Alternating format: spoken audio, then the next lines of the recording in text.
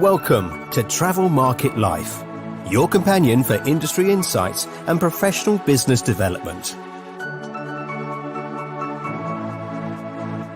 Travel Market Life. Join us by webcast, video or podcast.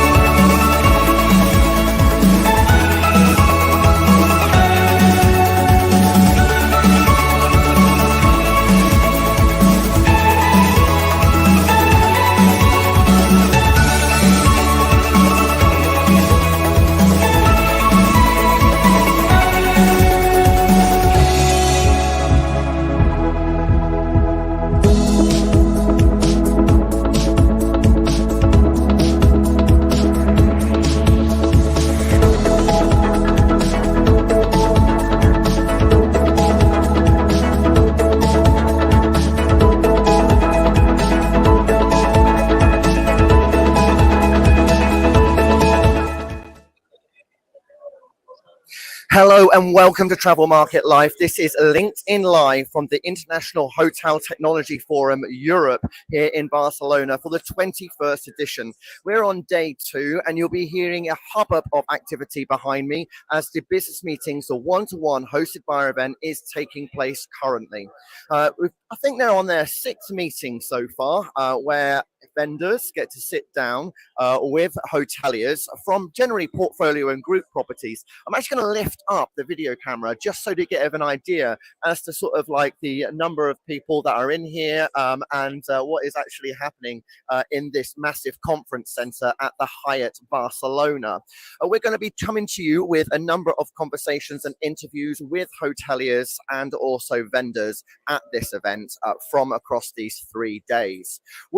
There are 2 streams to this day, and hopefully at some point we'll be joined by Ted Horner, who is the host of the Technology and Operations Program. I'm Ryan Heijnis. I'm the host of the Distribution and Marketing Program, and with that we've been really looking and exploring areas of the use of data within the industry and ways that payments and procurement and how marketing and distribution is enabling a better guest experience and improving efficiencies for hoteliers. There's been a series of panel discussions as well as presentations from hoteliers, including the likes of Chris Bowling from Best Western. We've also heard from Elva Bernal from Hesperia World, as well as Florian Hepp from Marriott. But joining me now, coming in, please, Henrik. Thanks ever so much for joining us. Now, you're Henrik Castro from Evolution Cascais. Please tell us about the hotel brand and the hotel that you've just opened. Of course. So we've just opened the only lifestyle brand in the coastal side of Lisbon called Evolution. So it's your typical lifestyle hotel with entertainment, awesome restaurant offerings. We have 4 outlets on site with 400 seats for food and beverage, which is pretty big. And yeah, it's a cool, casual, yet very good brand to stay. When is Lisbon not cool and casual, though? Yeah, I don't know. You still have a lot of hotels that aren't that casual. I normally say that your typical general manager is wearing a suit by now. And I don't know. I just opened Mama Shelter Lisbon last year. And following on that success, I opened Evolution Cascais this year. So yeah, I like to change between lifestyle brands. That's fantastic. I mean, that's obviously a market that's massively opening up at the moment. And you said that you opened in October. Right. There is a big process you have to go through in order to open. Indeed. And I guess there's been a lot of changes over the last 5 years. Yeah. Guest experience, guest expectation, staffing. What are the adaptations you had to go through as you went up to leading towards the opening of the hotel? So I feel that our industry is going for a phase where we're getting much more casual. And I think that needs to change mainly on the teams. So when I hire somebody now, I just expect them to be fully professional, yet informal. And it's something that you still don't get. I remember my experience in one of my competitor hotels in Cascais, that I was treated like royalty. Yet I was just coming in for a romantic getaway, and I felt that the procedures along the check-in were so heavy that I just wanted my room and a bottle of wine to relax. And yet the guy took 15 minutes to show me everything I already knew. So I think we need to be very adaptable depending on the type of guest we have in front of us. But yeah, I think this is one of the trends. That's not by chance that Four Seasons rebranded their logo to be like a pink, light colored, and it's one of the most conservative brands around the world. So I think the whole industry, from luxury to budget, is getting much more on a personal side with the guests when it comes to interactions. I mean, we are at a technology event. So what are you looking at when it comes to technology, and what are some of the technologies you've implemented within the hotel that are really having an impact on both operations and also the guests? I think what I look for from a general manager point of view in technology is to be seamless. Of course, we all have the B2B side where we are improving our rankings online with the websites and direct bookings, etc. But nowadays, what I look for is something that makes the guest journey as seamless as possible. And I think there is still a lot of technologies that the guest itself needs to be putting a lot of effort. For example, I think nobody wants to download another app to access the window shutters, for example. So I think like the industry, need to make it as seamless as possible. One of the learnings I took from Mama Shelter opening was that when you come into the room, the light system is super easy. It's like at home. You have an off and an off button. At my hotel currently, it's fantastically designed, but it's super complex. So it's a lot of technology on the background, on the electrical board, but the guest doesn't even feel it. And for him, at the end of the day, it's just a hustle. Excellent. And what's it been in regards to sort of like staffing the hotel, training them up in this new method of service and delivery? I think it was very easy. I have a few followers on LinkedIn, which helped to boost the recruitment phase. And I think by being a young, dynamic, modern general manager, that allows me to attract a younger crowd that it's basically just get off university, has all the diplomas and all the ticks, but yet it can be a bit more casual, yet respectful and educated. And have you had to adapt to sort of like culture of staffing, or the way that you sort of reward and retain and acknowledge your employees? I haven't had to adapt, because since the past 4 years, I've been doing something from scratch. I basically, from the hiring process, I hire people like I expect them to be, and that normally that plays out well. So what I look for is attitude, really. And I think nowadays, as long as you have somebody that truly cares about service, you will get there with less of you training, more training. Excellent. Enrique, thank you ever so much indeed. Thank you so much. I know you've got to get off, but it was lovely to meet you. Thank you. So we have a number of people that we're going to be talking to over the next 30 minutes or so. Coming to us next, we've got James Lemon, who joined us in the payments special edition that we did just recently for the April Travel Monthly Review show. Now, James, from Stripe, how has the event been for you, your first time at IHTF? It is actually, yeah. Like I'm regular on the travel circuit, kind of done lots of big events. We often see each other at them, but this is our first time. But I love it. I think the format of buyers and hotel chains being together in that buying frame of mind, really a real discovery mindset is great. And that's really important in payments, because it's a really strategic topic. There's lots of new innovation. So knowing that the big chains and the tech firms are out there trying to figure out, what's new, how do they get involved, what are the benefits? It's lovely for Stripe to be having those discussions. I mean, as I mentioned earlier, we've got tables behind us, just lines and lines and lines of them. And I know that you've got your own dedicated table. You have those interviews or those conversations. So where do you see you get the most value when you have those conversations? What do you feel that you need to do to really maximize the opportunities you've got with those 30 minutes with each hotelier? Yeah, it's a good question. I'd say most know 2 or 3 things that they're already looking at. And so it's about helping them deal with the challenge or the opportunity right in front of them. And then it's trying to broaden the conversation a bit and be like, look, did you know what else is happening? So for us, for example, everyone is thinking about direct bookings. And at the end of that marketing funnel, having a world-class checkout with local payment methods, able to check out in one click, like they know that that's what they're looking for. And that's often the start of the conversation. But, Stripe is a full payment infrastructure. So they often don't know they might be able to set up a membership program as part of their loyalties, have terminals with Stripe in their restaurants and rooms that talk to each other, so you can start to get that one view of the guest. So suddenly it goes from, I need to strengthen my checkout to, well, actually, there's a really lovely story here about delivering a better guest experience, making life easier for teams at the hotel. So it's great to be able to raise those topics up in a one-to-one environment where everyone's in a learning mode. Are you seeing any nuances in conversations between like the big global brands and sort of like the large group portfolio companies? Yeah, we definitely do, and Stripe work with everyone from the top 10 chains, so your Marriotts, your Accors, down to innovative independents, to some of the leading regional guys like the Hoxton Ennismore group. I think we certainly see the smaller groups moving quicker. They're typically owner operated, and lots of the owners are here today, and they're like, look, I really want to get going this year before the summer season. What could we innovate on now? With the bigger chains, it's a lot more discovery, and it's kind of over the next couple of years, we're going to be innovating more. But of course, they have this tension between what does the group HQ decide, what do the management companies decide, what do the owners decide, and payments is right at the heart of that, because you might have a global online checkout, but you're actually taking payments out the hotel. So getting those systems to talk to each other is something that Stripe spends a lot of time on. But it'll take time for those guys to roll that out globally, and excited for that journey. Excellent, James. Thank you ever so much. Appreciate that. Always a pleasure, Ryan. All right, thank you.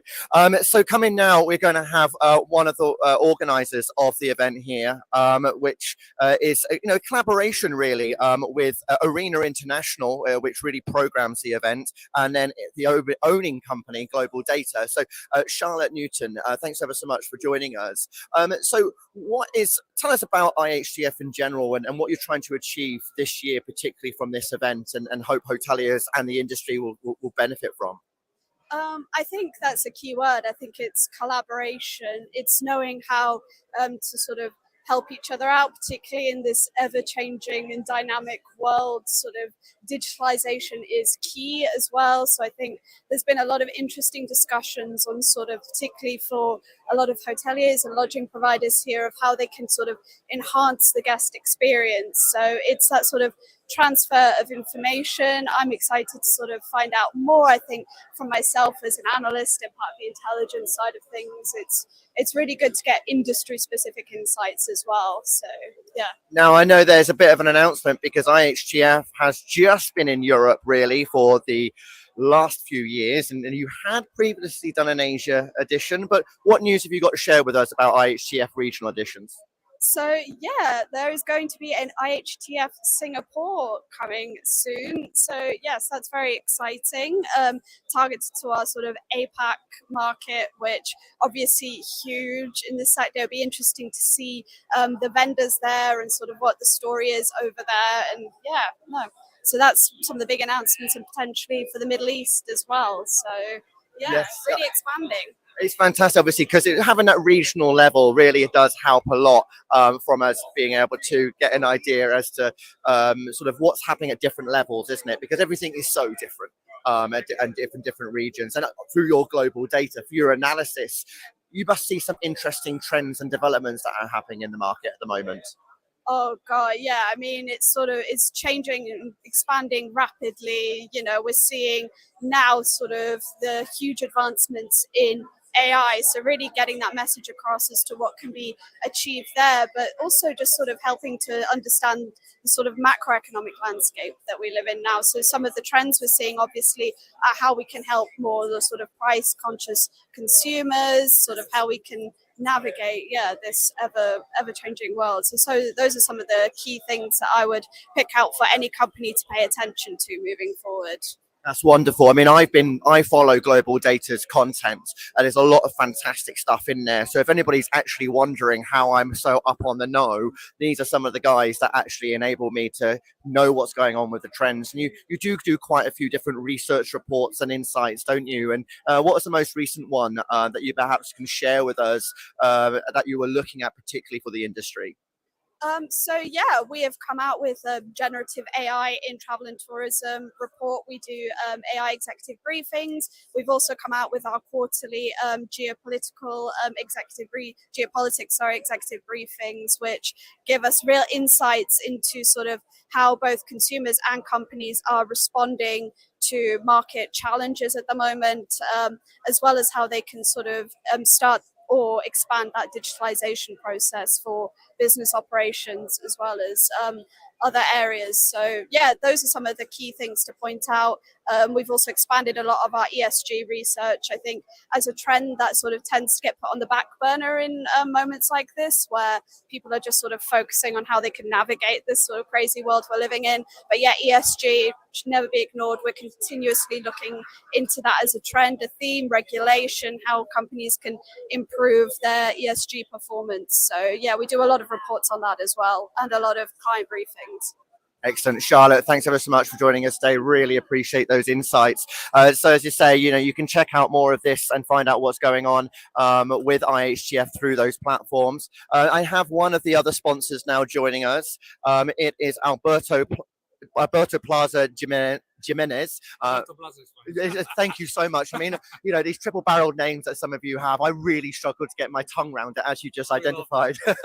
But Ideas Revenue Management System, I spoke with Michael McCartan yesterday, area VP here in EMEA. He was part of the data and delight panel discussion, and this role of data within revenue forecasting. Why is it so important at the moment, and what is the data points that you're looking at as a business for hoteliers?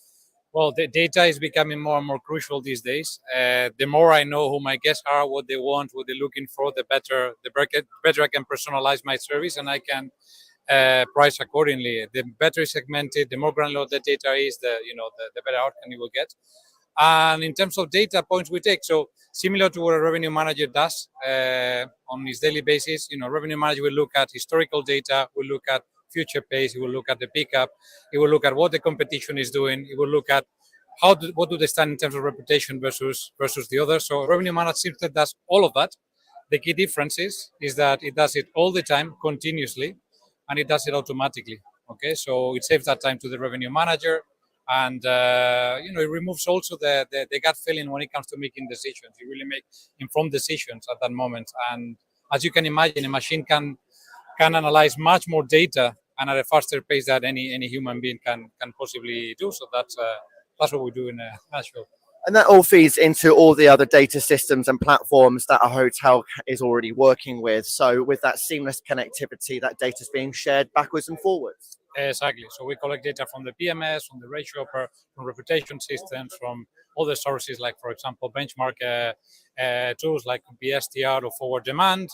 And then once that data is collected, we produce forecast, a projection, what is going to happen on that business, who is coming, what do they want, and then we can send those decisions, those pricing decisions, restrictions, whatever it is, automatically and filters, as you said, to the PMS and to the channel manager. You don't have to do it manually.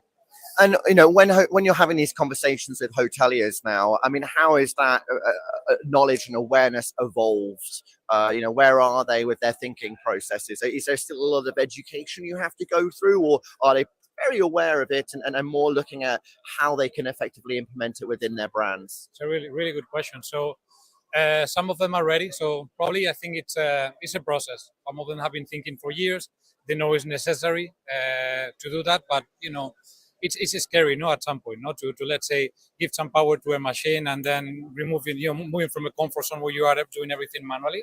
But hoteliers are getting there. So some of them, as you said, have been thinking for a long time about it, and then they decided to do it now. Some they're just starting to be interested in what can be done in that sense, and then thinking of possibly implementing that in the future. So a bit of everything, but more and more is becoming, it's becoming something.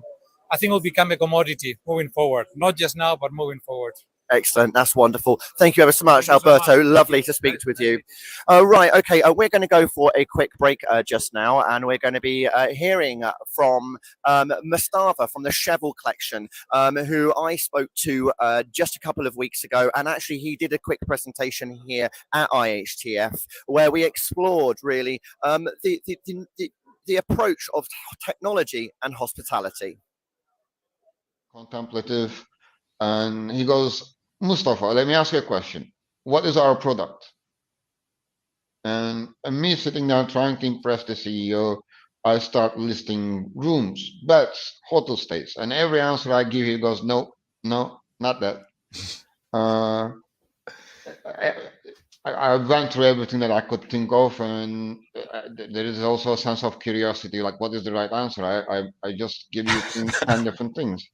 And I said, okay, all right, I don't know, what is our product? And he goes, memories. I think that was a cornerstone for us. The beyond technology, the amenities, the luxury, and all the offerings that we provide, the true offering lies in the memories that we help our guests to create. Um, it kind of guide me to prioritize innovations and solutions that enhance the guest experience, uh, uh, to ensure that they have those memories when they leave us and till their next stay. Okay, then joining me now, I have Raymond Knotts from Preferred Travel Group and Karsten Vernet from Seahut. So, Raymond, you joined us on a conversation just a little bit earlier, and we were looking at sort of like that guest experience and really sort of revenue side as well for hotels. Digitalisation has obviously been the key word. Where are hotels now over the last year been looking at sort of technology systems they're implementing within their properties to get them to harness more and leverage more of the market? Well, a very good question, and thanks for bringing this up. And usually it's a PMS side of life, and then everything about automation and digitalization, but also looking into the full guest journey process. What is needed, including a CRM, including technology to communicate. So this is what property is currently interested in, interfacing everything and make it really seamless to use. Kind of handy that we've got Karsten here then from a PMS at Seahut. We've talked so much about this role of cloud and the importance of SaaS systems today. Where are hotels looking at now when it comes to selecting their PMS? Because that seems to be the deciding factor. And what sort of questions are they asking, or what are they exploring with you? I guess that is actually for all of the PMSs the same today. Like, what is your integration capabilities? Like, how do your APIs work? Are they open enough? Like, can I actually do whatever I want to do? But to me, it's not really that anywhere an issue, because you talk to all of the PMS vendors and they all offer the same. It's open API. So to me, it's not really the matter of do you have open APIs? No, it's really about how does your partnership ecosystem really works, and do you have the capabilities and the connections to the other vendors that actually can give the full pictures? Because there's no one-stop solution as it comes down to the digital guest experience. An example, there are so many providers out there with a different focus, so you need to have the openness, but then also you have to have the ecosystem and publish the ideas on how to integrate them. That's my 5 cents on it. Yeah, I mean, one of the other areas I know you've been looking at as well is that integration of payments and actually having a way that hotels can most effectively manage their payments. Can you tell me a bit of a snapshot of what that ecosystem for payments looks like? So first of all, we are not only bound to one payment provider. We actually still allow our customers to select the payment provider of choice, and then we seamlessly integrate them into all of our products. So not matter if it's the booking engine, a payment link, or whatever you actually are using from our ecosystem, it's all integrated within the same customer experience. So really getting a frictionless experience for the payment. And quite frankly, we had a talk this morning where they were using fake credit cards on a booking engine. Well, that doesn't happen with us because we do real-time transaction, do really charge the card, send even then all the payment information into the PMS so that the invoice is directly provided to the customers, which is quite different from a lot of the other systems that you can find in the market today. So a lot of efficiencies there then, Raymond, when it comes to sort of how these property management systems can work. But when it comes, you look property management system, what are the other technologies, the 2 or 3 technologies that hoteliers are really focusing on getting right within their tech stack? Actually, everything what really impacts the customer journey. This morning we talked about the ever-changing guest behaviors, which happens globally. So this is truly important to focus on those topics, and everything belongs to it. You mentioned payment solutions. It also belongs to everything, which is how a loyalty program could be integrated. Until CRM solutions to really know the customer and make the most of it. Personalization is the key on those things. until I had very interesting discussions about how this is handled on site, approaching customer with a lot of property information. So just back to the old property information which I had on the desk when you arrived, just to make it digital nowadays. So everything is really important throughout the customer journey, and it really starts right at the beginning of the research for travel. So it already starts on meta search. So everything is important, and everything needs to be interconnected and in the best way automated. This would be. I mean, there's quite a few. I think there's 100 or so vendors here. So quite a few different technologies. From what you've seen here, both of you, the last couple of days, is there anything that has really interested you, surprised you, or a piece of kit or solution that you think is, quite a turning point for the industry, or an essential point that maybe hoteliers, us as an industry, haven't really focused on so much? To me, one came straight to my mind, which is Marcus. We had on a panel this morning from Gawendi on the sales engine thing, and how to customize the selling and how to optimize revenue out of this. Excellent, thank you. And Carsten?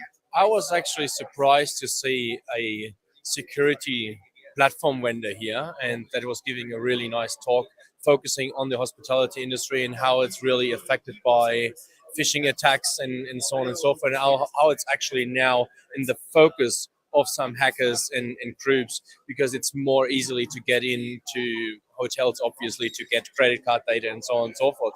That I found really interesting, and that was the first time I saw it on the show. Excellent, wonderful, thank you very much. So we're going to have a quick break now. We're going to hear from Bojan in regards to really sort of like the developments that have been happening for him within technology, and how he approaches that, and Harpreet in regards to service delivery within hotels. When I think about that topic, I always struggle between the two things. I want to say technical fit is like the first step that I do, but I would say more often is cultural fit the first step that we do. So because I'm more and more prone on actually going deep into conversation about, let's say, the roadmap of the company, how they do things. So I do technical / cultural fit discussion. Of course, I'm interested in the technical aspects that I need, but I'm more interested how I consume these aspects, right? So I call that as a cultural fit. So simply like if somebody offers the best ever housekeeping service that I'm consuming on FTP, it's a no-go. For me, that's a no-go. But if they're trying to explain and they're temporarily doing that for some larger reason, because then I might be still very interested in that, right? Because I like where they will be in like a month or 2 or 3 or etc. So I would say important step is try to check if the company you work with is on the same, let's say, wavelengths as you are. I think the biggest challenge you see is to deliver the profit or bottom line, and where you start cutting corners. I wouldn't say cutting corners, but the operational efficiency is the right word. You look at how you can deliver the operations, i.e. your food delivery to your reception delivery with less number of people. And then that's where it comes by multitasking your people. And I think the multitasking is the word which has been used quite often now in the industry. And we see more so with operations. You see challenges with people as well. Like people aren't there after Brexit and COVID. The talent isn't there in the industry, i.e. your chefs are missing. So people are looking at how we cut down on go down to a chef-less kitchens with delivering food from frozen to cooked, which is a good quality food, but without chefs. So these are one of the efficiencies driven. Whereas you see a front office person now still checking in people, serving on the bar, and then after that cooking this frozen food as well. So it's all those things I've seen changing over the period now. Hello and welcome back to the IHTF in Barcelona. So joining me now is Marcus Mueller from Galvendi. You joined us on a panel discussion this morning where we looked at guest behavior, and one of the interesting things was sort of like using emotions really to drive sales and contextualizing that. Talk to me about some of the insights that you got from some research that you did recently. Yeah, absolutely. So basically what we do is we are lucky enough to basically introduce a concept called dynamic inventories that we're actually able to sell the same physical room in different ways. That allows us to do that emotional priming, as we call it in the marketing stage. So what we did is we basically at the time of booking, so we presented the different, not room categories, but maybe room categories, some emotional naming and emotional images. And what worked really well was basically, as more emotional as it gets, especially in the higher categories, that takes away from the pricing, from all the other staffs and the hotels where, or the people who book, basically just book more the emotional products, which tells us why I'm traveling in the first place. You know, I want to buy, it's an element of storytelling in it and so on. So the specific example here was, as in, I would say it's a 3-star economy hotel, pretty much book standard. Every room is the same, but they had a category with Rhine view, all right? And then we took these rooms and said, okay, some of them actually are facing the sunset. So we sold them as Rhine view, sunset view, Rhine view. And those rooms sold and changed the image, right? So we had a sunset kind of imagery in there. And they sold much better than just a normal Rhine view. And it yielded immediately higher average return. So emotionalized priming works. So it's the imagery and also the textual language that you are using to sell that. So just tell me about Galvendi, please. Yeah, Galvendi is, I alluded to that, it's basically at dynamic pricing, everybody understands, right? You have a product category today is costing $150, tomorrow 200. What we do is the concept of dynamic inventory. We're taking, in addition to a dynamic pricing, we take the same physical spaces and sell it in infinitive ways, hyper personalized or the opposite, and lucky rooms or whatever. And this allows us basically to sell by channel or by different audiences segments in a more relevant contextual way. And it tells us more about context. So a couple of use cases for that would be your booking engine, we replace it with sales engines. Another use case is more automation. I can read out guest comments and stuff like that and do my assignments a lot better. Another use case would be I can change my distribution, saying I want to sell on this channel like that. I want to sell on that channel like that. And directly I want to sell hyper personalized, driving more direct business. So there's multiple use cases for that, similar to dynamic pricing, right? So it's unthinkable that nobody would do that anymore today. So, and it's the same, we believe this is going to be the same with dynamic inventory in the future. So we're at the forefront at the beginning of this thing. So that's what we're doing. Excellent. Thank you ever so much for joining us. Really appreciate it. Lovely to speak to you. Joining me now is Pierre Scuro from Blastness. Now, actually, that ties in quite nicely to the conversation I just had with Marcus, because you do a lot of, driving traffic. But one of the key concepts you were talking about during your presentation was dual revenue management. Could you just summarize what that is for us? Revenue management, I could make an example, very easy. It's like when you're trying to organize a vacation and you see a very nice flight, for example, I don't know, from London to New York, 500 euros, very good price. Then you call all your friends, you try to organize your trip, you get the okay from everybody. And then when you go to book, suddenly the price raised to 1,000 euros. So now you know that when happens this thing, you can blame a revenue manager. This is revenue management. Obviously, it comes from airlines. This is the whole history. And that was where I started working. But then I was quite lucky to move in the hotel industry that I prefer because there's many more things to do. And today, my speech was also about how revenue management is important in the hotel business, also to generate direct bookings. Because direct bookings is a very big issue in this in the hotel industry. And I think that the wrong point where a lot of hoteliers are still facing this problem is that they don't face it with, let's say, an holistic approach. It's just each department against the other.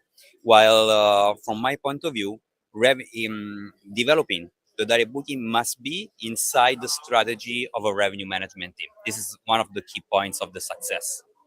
Excellent. So tell me about Blastness, please, and the services that you offer. Yeah, Blastness, it's an Italian company. At the moment, we are more or less 150 professionals divided into revenue management consultants, customer care, and technology, so developers. We have more or less 1,100 hotels clients. We are mainly present in Italy, but we are looking around going to Europe. And we have a wide range of products, go from booking engine and distribution systems to channel manager. We also do market intelligence, business intelligence, and revenue management, both with an RMS, but also with revenue management consulting for independent hotel that might need it. And we are very active also in the website productions and all the part of digital marketing. It's absolutely phenomenal presentation you gave this morning. Very insightful how you touched into all areas to drive that traffic, but also make sure you look out for those third-party channels to also drive that performance. So really interesting. And I say you've been at all these different events so far. How do you find IHTF?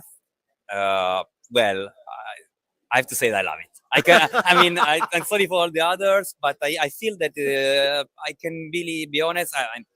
I like a lot of other events, but I think that this one, it's very nice because in just a few days, you have a chance to meet a lot of amazing person. There are a lot of moments of contact. Actually, I also met you here last year, and it's like a family that sometimes meets. Actually, I was with the guy before, and last year we were together in line to talk with Ryan. So it gets all this kind of community.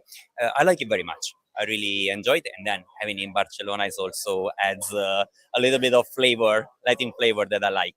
Excellent, lovely to hear it completely. Pierre, thank you ever so much. Absolutely wonderful to chat with you again and have you back on here. Absolutely. Bye. Right, we're going to speak to a few hoteliers now. We have Gerald Lampert from 32 Hotels and Resorts. You also joined us having a conversation about the guest experience this morning. But you had your own little presentation just before as well, looking at sort of the buying side of technology, didn't you? And sort of the approach that you take there. No, not the buying side, more on the project management side. Project management, thank you. Okay, tell us a summary of sort of like, what advice you give to hoteliers when it comes to sort of looking at that aspect of project managing. Right, the whole topic was to discuss about how to from the conceptual standpoint, how to build a hotel and the whole process all the way to opening it and operating it. So we discussed all the phases that are in between. So from the development side, the site survey, the marketing research, before selecting a venues, and then also the entire process of designing the technology, depending on if it's a branded hotel or independent hotel. So we went through this entire process. Very interesting and fascinating topic. Absolutely. And how are you finding the market performing at the moment? And what are you looking at achieving for 32 hotels over the coming 12 months? Overall, the market is booming. Surprisingly, it's amazing since the return of COVID. After COVID, it's booming. For virtual hotels and resorts, we have a potential of increasing about 50% of our portfolio within the next 12 months. And the occupancy is tremendous. So very positive. Excellent. Gerald, thanks ever so much for joining us today. I really appreciate your input there. Thank you. Another hotelier, we've got Christoph Peppers from H Hotels. Thank you ever so much. Yes, absolutely. Wonderful to see you here. And your trousers, which are just absolutely fantastic design. I need a pair. You can send them over to me when you're done with them. Now, we're going to have a fireside chat looking at sort of like the role of chatbots. But you also got another presentation here as well. Do you want to tell us about that and why it's such an important topic for yourself at H Hotel? Well, let's do it pretty quick. So it's about affiliate marketing and hospitality, and I think affiliate marketing in hospitality is pretty much underrepresented during conferences like this, because it is a wonderful channel for direct bookings, to improve the direct performance and to get the people on your website. So therefore, affiliate marketing is very important for channel mix. Not only Google Ads, not only meta search, but affiliate marketing is a big part of it. I mean, do you see that growing, or just do you need to manage it much better?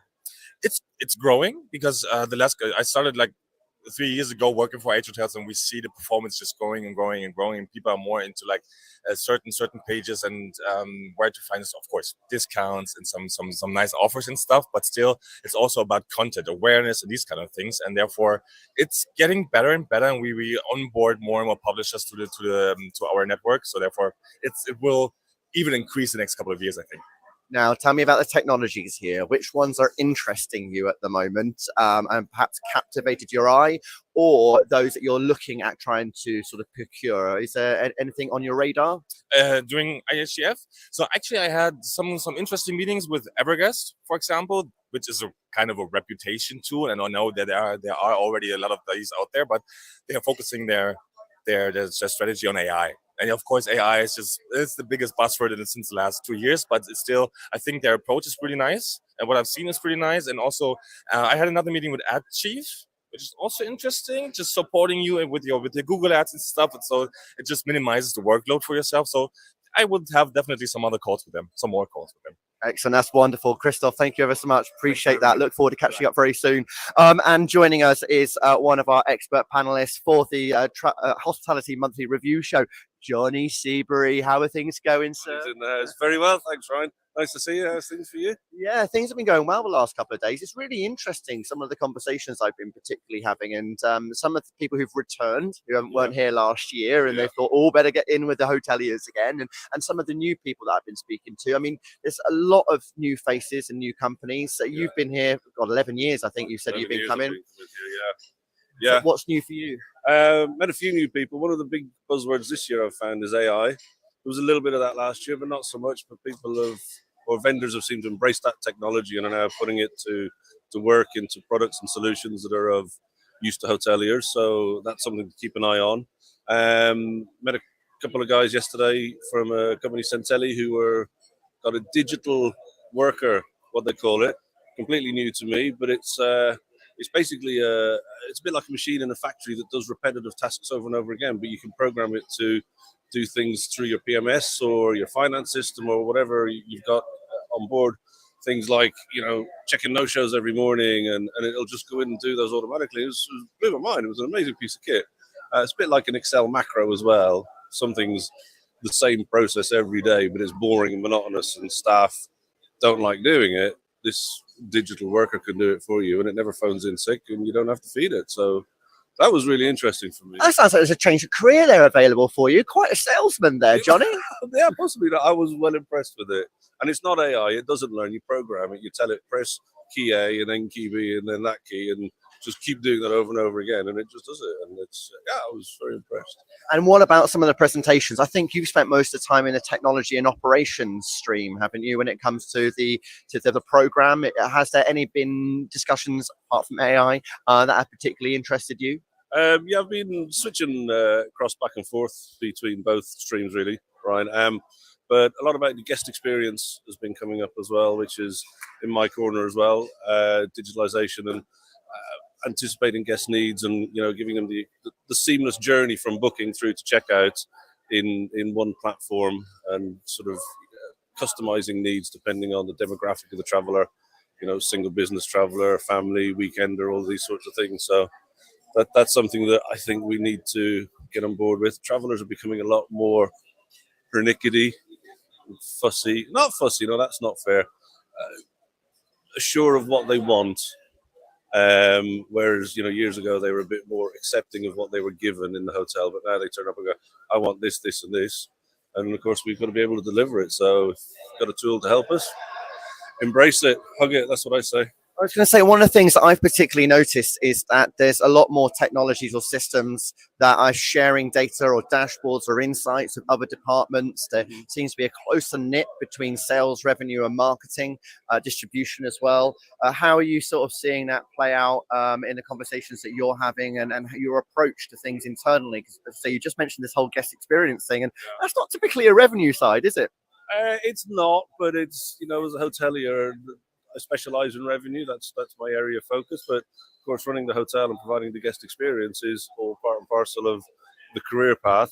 There are a lot, you're quite right, of different systems that cover different areas, and some of them talk to each other and some of them don't. Personally, I'd rather one tool to cover the lot rather than having 3 or 4 for different areas and different times, and then you're moving from one to the other.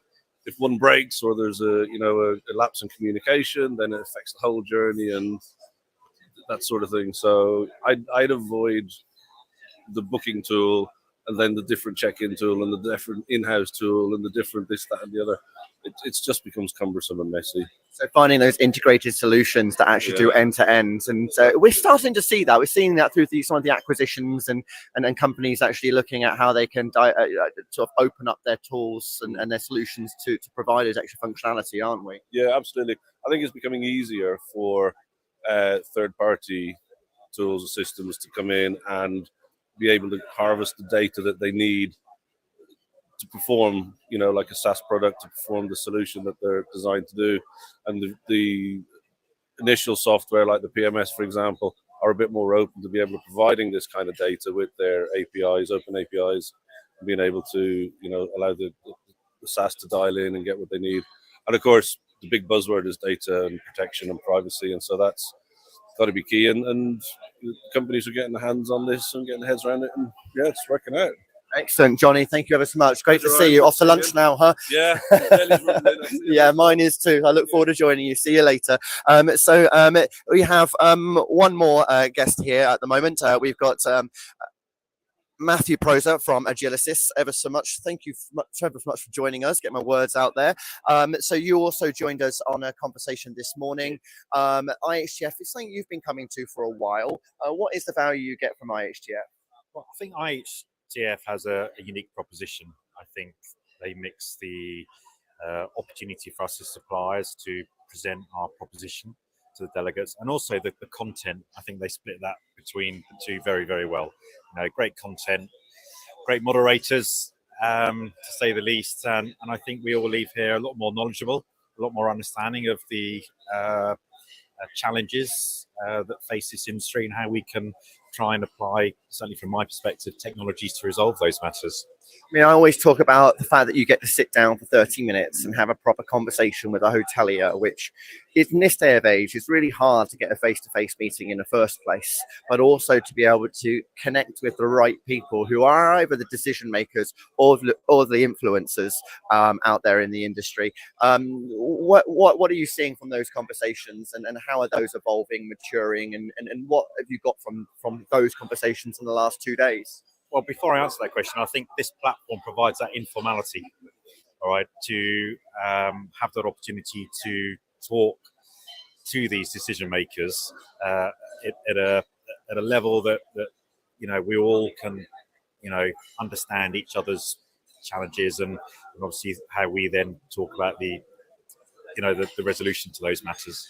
But yes, for me and for the team here, it's really about just trying to convey to these individuals that are faced with challenges year on year. Actually, why do the same thing that you've done for the last 20 years? There is opportunity for change. Opportunity for change typically drives efficiencies, better profitability.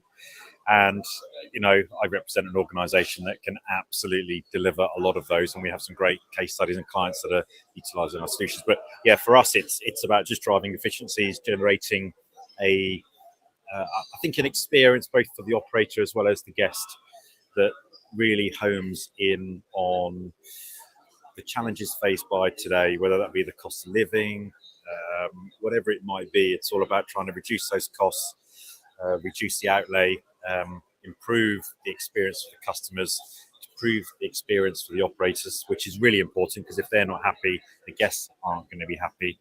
And then how do we bring all that together into one ecosystem? So let's just share with everybody, what is it you do then at Agilicis? So my role is a sales role. I have responsibility for the UK, Ireland, the European region, as well as the Middle East, which is far too many countries to manage. So obviously we have to be strategic in our efforts across that region. And, today we have presence in 25 countries. We work with some of the biggest brands in the world in providing our solutions to them, as well as the 5-star luxury market, the resort market, and then stepping outside of actually hotels, both in the leisure entertainment space, whether they be theme parks, whether they be cruise lines, which is actually a great asset, I think, to our client portfolio in terms of how they have adapted to technologies, how they've adapted post-COVID, and how we can actually bring some of that thinking into the hotel space as well. So it really helps us. Excellent. Thank you very much indeed, Matthew, for joining us today. I really appreciate the conversation. This is coming up to the top of the hour now here at the International Hotel Technology Conference in Barcelona. I'm very much needing to fill my stomach before we enter an afternoon program. And so we're going to leave you with some final messages, and particularly some of the recent episodes that we have done at Travel Market Life.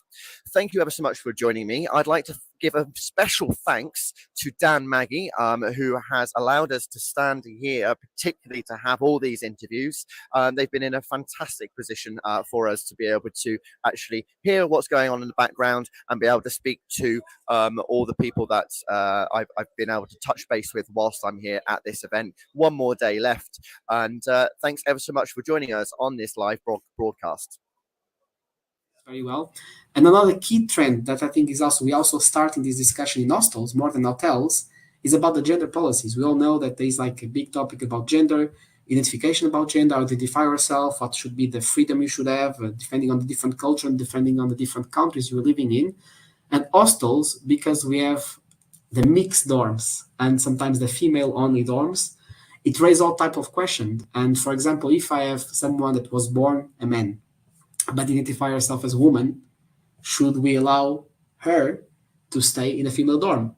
Yes or no? And it brings all sorts of discussions about security, safety, well-being for the other guests, open-minded, all that. So a lot of these trends I've been discussing again, because we have the hotel guests of tomorrow. I think they've been discussing today on hostels, and very, very, very interesting.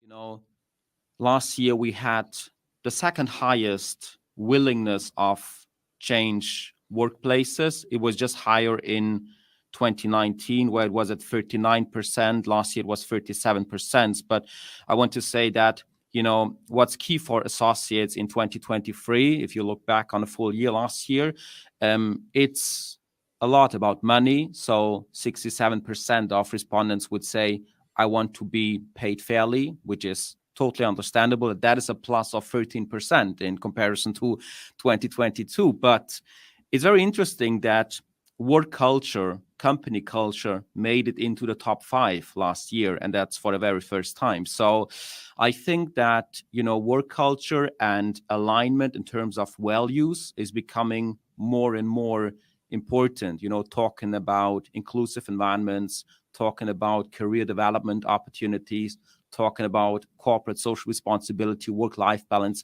All those things need to be more aligned with the personal goals and the personal desirements of younger associates. In 2022, we changed the team to a 4-day working week, and that has made a massive impact for us in terms of our recruitment and also maintaining the staff that we have got here, because we are enabling people to have a work-life balance. So that has been a big thing for us. We're trying to think outside the box a little bit, and just, you know, hospitality is a brilliant profession to work in, and we want to showcase that. We are doing a lot of cross-training across departments just to help us in terms of flexibility. So if the covers do pick up, we can, you know, most of our reception team are trained in the restaurant. I'm the hotel manager. I'm in the restaurant most days. So we're just a very flexible team that will support where needed, so that we can kind of react to that flex in bookings. And then we've introduced milestone rewards, I think last year, where our team members, for kind of, you know, the longer they stay, they get different awards, like a dinner in a restaurant or an overnight stay. And that kind of really has helped us as well, and the staff, you know, feel rewarded for staying longer. And then just in general, as a company, we really invest in our people. We put them through courses, working closely with the colleges as well, and just kind of really trying to inspire the next generation of to come through and into the industry. Welcome to Travel Market Life, your companion for industry insights and professional business development. Travel Market Life. Join us by webcast, video or podcast.